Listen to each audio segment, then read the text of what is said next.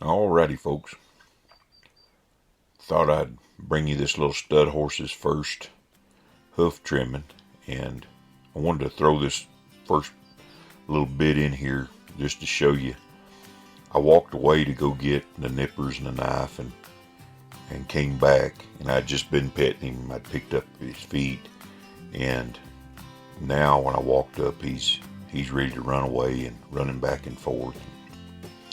That's just these unhandled horses.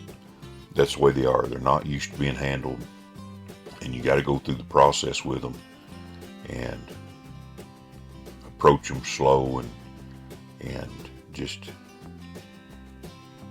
go through the process. Approach, retreat, move their hindquarters around, whatever it takes to get them to take and look at you and to just calm down. You see now he's like, okay, I couldn't get away from you. His first initial response was to run. So this is the first time I'm going to trim his feet. He did pretty good over the past few weeks. He just picking his feet up with a rope and a string and touched him all over, and he's got pretty quiet about it.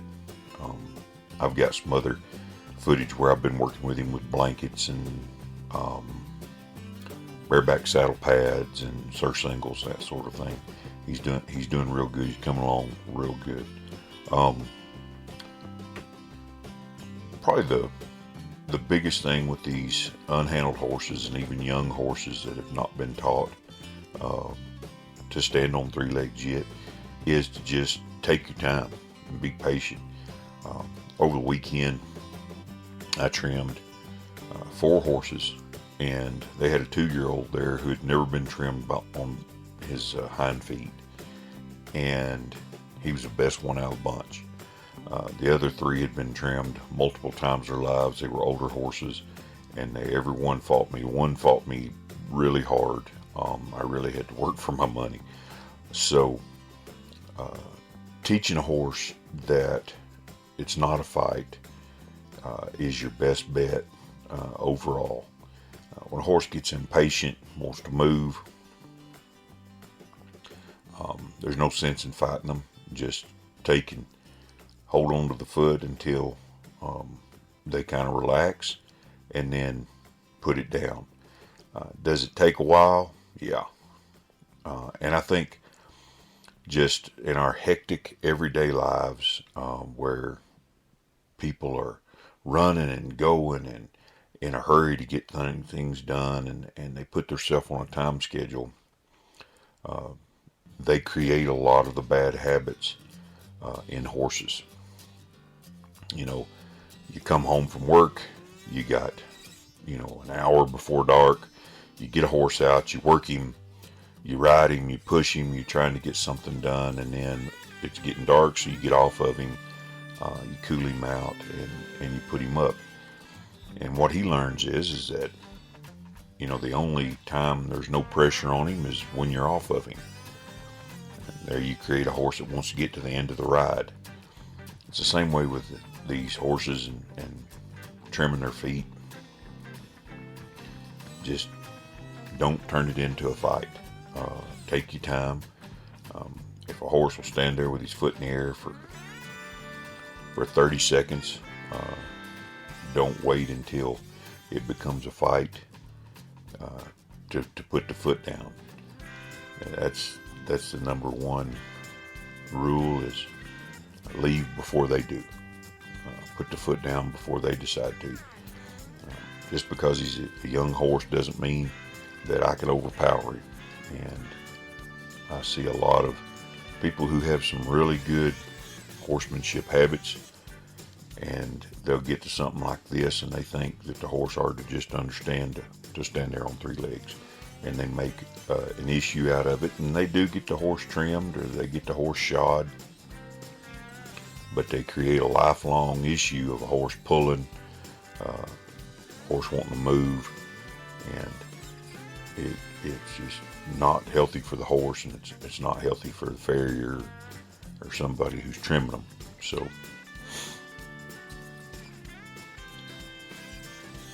every time he pulls his foot, I just wait a few seconds longer and hang on to it. And this first time trying to trim a horse with one hand, it's hard. It's not easy.